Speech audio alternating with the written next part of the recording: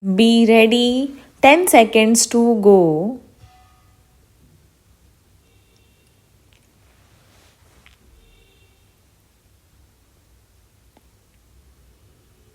Start. I deem it a privilege to be invited to address this joint session of the US Congress. I thank you for the invitation. I bring you the greetings and good wishes of the people of India. India and the United States have much in common that is very important to both countries.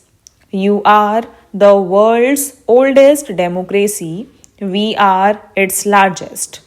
Our shared commitment to democratic values and processes has been a bond that has helped us transcend differences. We admire the creativity and enterprise of the American people, the excellence of your institutions of learning, the openness of the economy, and your ready embrace of diversity. These have attracted the brightest young minds from India, creating a bridge of understanding that transcends both distance and difference between us. In addition to the values we share as democracies, there is also a convergence in our perceptions of a rapidly transforming global environment, bringing us much closer together than at any time in the past. Globalization has made the world so interdependent that none of us can ignore what happens elsewhere. Peace and prosperity are more indivisible than ever before in human history. As democracies, we must work together to create a world in which democracies can flourish. This is particularly important because we are today faced with new threats such as terrorism, to which democracies are particularly vulnerable. Indian democracy has been fashioned around India's civilizational ethos, which celebrates diversity. Our society today is the result of centuries of assimilation of diverse peoples and ethnic groups. All the major religions of the world are represented in India. We have a tremendous diversity of languages, customs, and traditions. The father of our nation, Mahatma Gandhi, called for universal adult franchisee as early as 1931, long before India became independent. Our political leadership remained true to this commitment, and the constitution we adopted after independence enshrined democracy based on free elections and the associated principles of tolerance of dissent, freedom for political activity, protection of human rights, and the rule of law.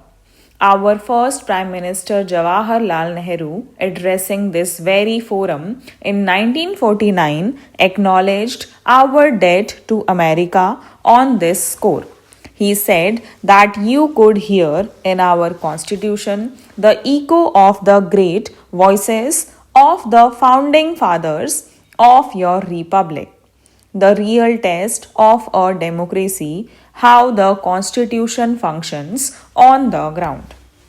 All Indians can be proud of what we have achieved in this area, and our experience is also relevant beyond our boundaries.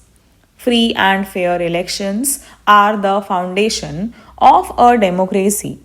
Over the past 6 decades, governments in India at both the national and state level have regularly sought the mandate of the people through elections.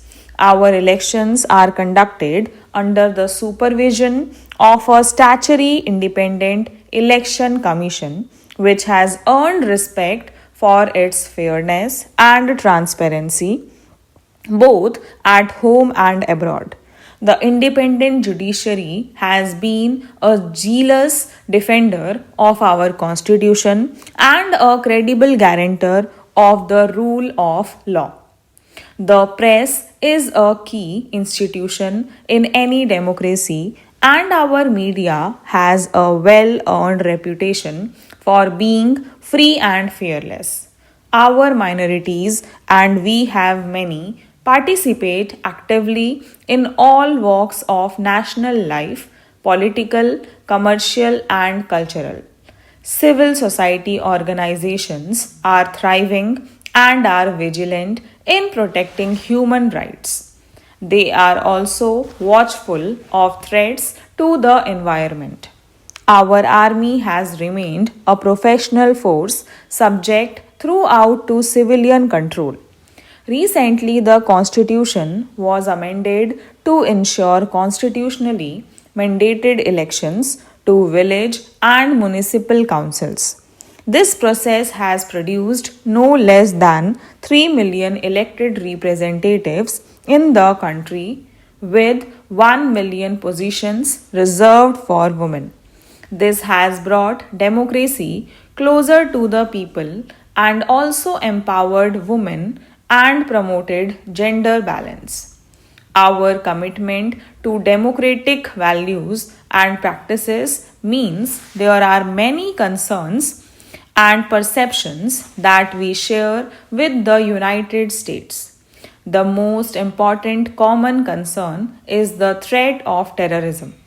Democracy can only thrive in open and free societies. But open societies like ours are today threatened more than ever before by the rise of terrorism. The very openness of our societies makes us more vulnerable, and yet we must deal effectively with the threat without losing the openness we so value and cherish. India and the United States have both suffered grievously from terrorism, and we must make common cause against it. We know that those who resort to terror often clothe it in the grab of real or imaginary grievances. We must categorically affirm that no grievance can justify resort to terror. Democracies provide legitimate means for expressing dissent. They provide the right to engage in political activity and must continue to do so. However, for this very reason, they cannot afford to be soft on terror. Terrorism exploits the freedom our open societies provide to destroy our freedoms. The United States and India must work together in all possible forums to counter all forms of terrorism. We cannot be selective in this area. We must fight terrorism wherever it exists in the world. Stop